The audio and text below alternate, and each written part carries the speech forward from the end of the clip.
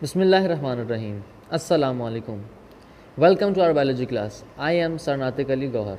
आज हम डिस्कस करेंगे अपने इस बायोलॉजी क्लास के अंदर आगा खान यूनिवर्सिटी एग्जामिनेशन बोर्ड के क्लास मैट्रिक के एसएससी पार्ट 2 के हमारे पास अल्टरनेट टू प्रैक्टिकल के जो मॉडल पेपर हैं 2021 की, उसको हमें डिस्कस करना है। इस पेपर को हमारे पास हल करने के लिए, सॉल्व करने के लिए 20 मिनट्स दिए गए होंगे और आपको 10 मार्क्स भी अगर आप ये सॉल्व कर लेंगे तो आपको मिलेंगे। 10 एमसीक्यूज़ हैं, 10 मार्क्स के हमारे पास एमसीक्यूज़ होंगे।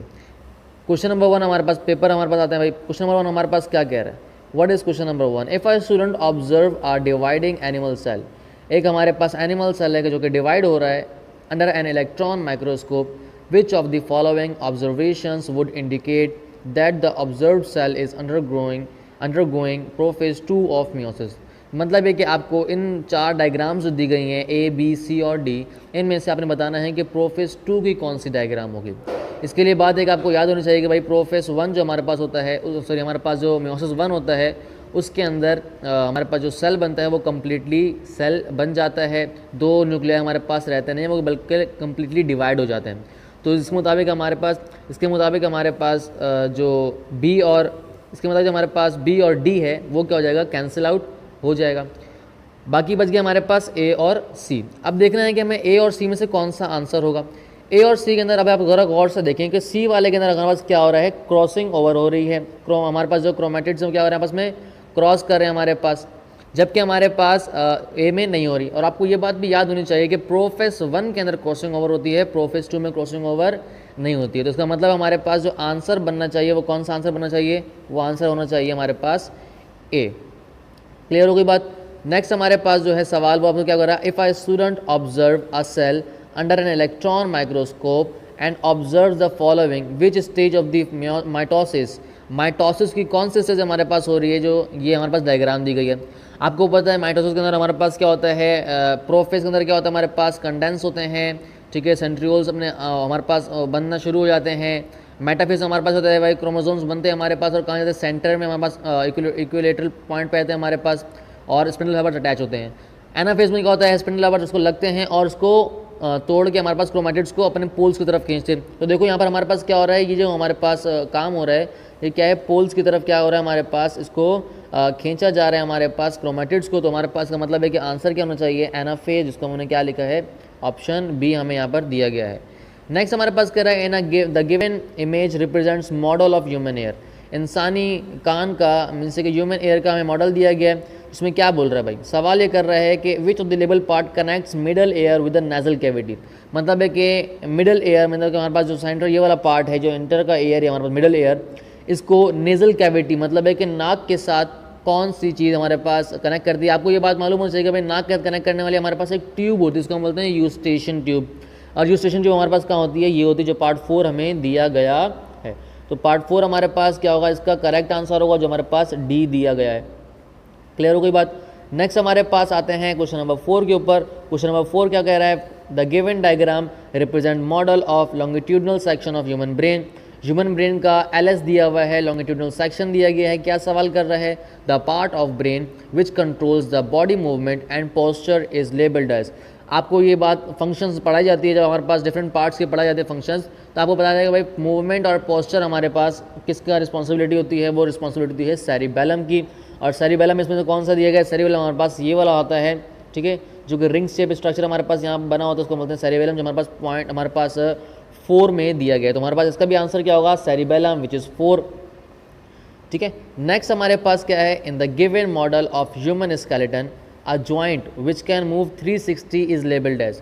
हमारे पास स्केलेटन जो दिया गया है इसमें कौन सा जॉइंट है जो कि 360 डिग्री से मूव करेगा? 360 डिग्री का मतलब हमारे पास कौन सा जॉइंट होता है जो कि 360 से मूव करता है? वो हमारा होता है बॉल एंड सॉकेट जॉइंट, जो कि सॉकेट के अंदर एक बॉल होती है जो कम्प्लीटली 360 डिग्री के एंगल से मूव कर सकती है। अब हमारे पास जो यहाँ पे जॉइंट दिए हुए हैं, कौन कौन से जॉइंट दिए? एक हमारे पास दिया हुआ है आपके नेक का जॉइंट, गले का जॉइंट दिया गया, ठीक है। एक आपके हिप का जॉइंट दिया गया और एक आपके घुटने का जॉइंट दिया और एक आपके जो यहाँ पर नी होती है, नी का जॉइंट दिया गया है आपको।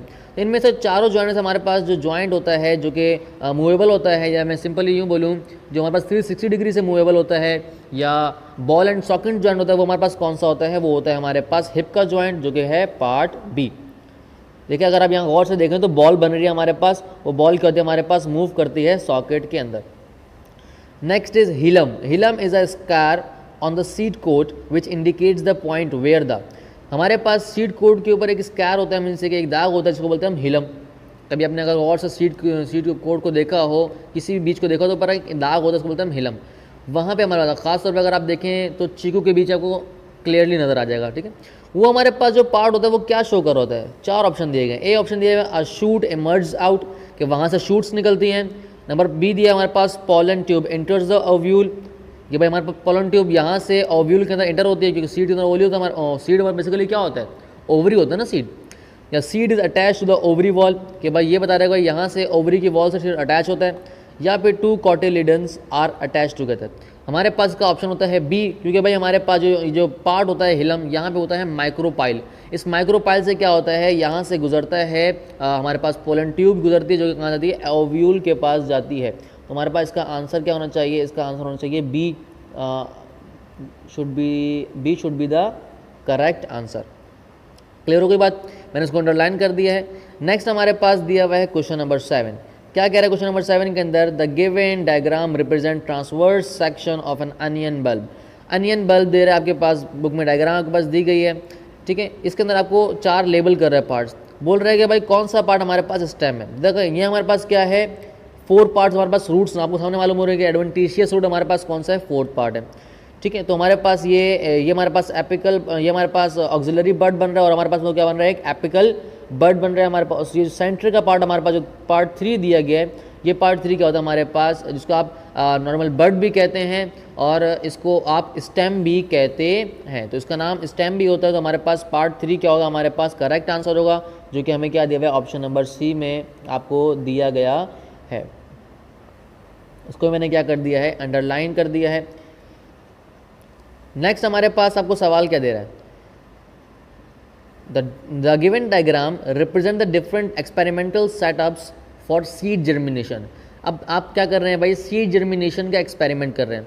4 टेस्ट ट्यूब आपको दे दी गई हैं, अब ज़रा गौर से देखिएगा। टेस्ट ट्यूब 1 के अंदर हमारे पास आपको क्या करा गया है, वाटर है नीचे, उसके ऊपर आपने कॉटन रखा हुआ है, जैसे कॉटन क्या होगा हमारे पास, गीला होगा, और ऊपर क्या रख दिया आपने, सीड रख दी जो आपको जर्मिनेट कराना है। और इस टेम्परेचर, अच्छा इस टेस्ट ट्यूब को आपने कहाँ रखा हुआ है, 30 डिग्री सेंटीग्रेड तक आपने क्या रखा हुआ है, इसको टेम्परेचर पर रखा हुआ है।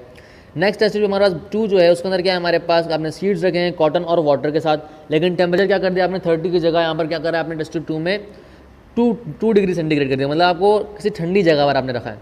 नेक्स्ट हमारे पास है, आपने वही सेम काम करा है, लेकिन क्या करा है आपने, सीड्स के ऊपर एक ऑयल की लेयर लगा दी है।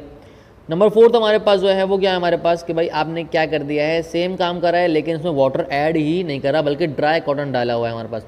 ये 4 हैं। सवाल आपसे क्या कर रहा है, the experimental setup which contains all necessary conditions for seed germination in test tube. इस टेस्ट ट्यूब बताना है कि भाई कौन से टेस्ट ट्यूब के अंदर तमाम हमारे पास जो कंडीशंस चाहिए होती हैं जर्मिनेशन के लिए किसी भी सीड को, वो मौजूद हैं हमारे पास।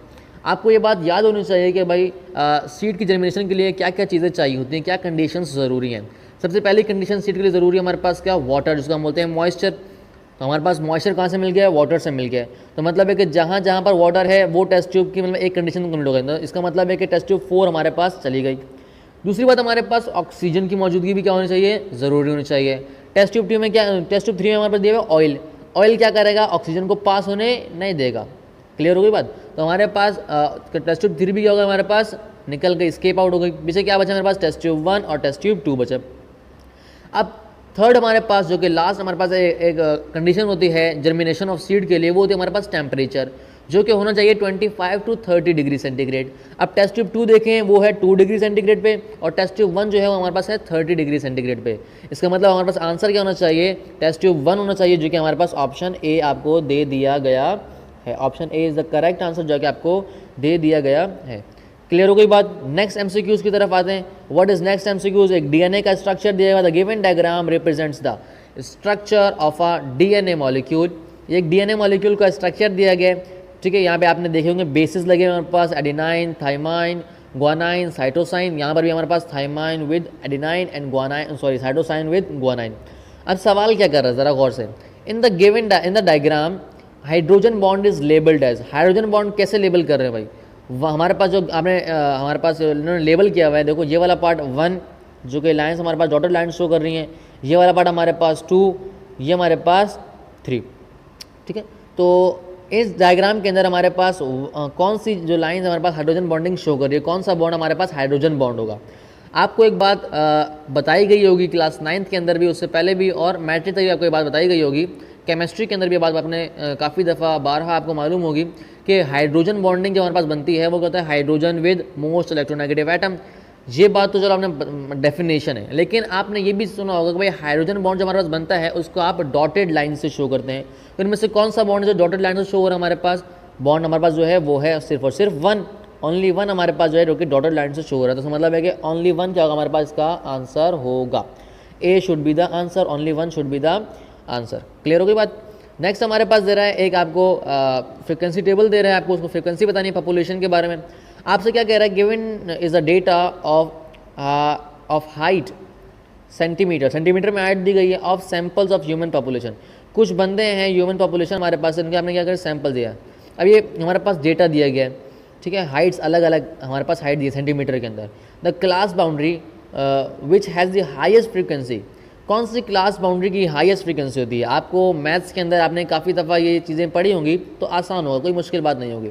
140 हमारे पास ऑप्शन ए दिया हुआ है 140.5 टू 147.5, मतलब है कि इनमें से हम वो काउंट करेंगे जो कि 140.5 से 147.5 तक आते हैं।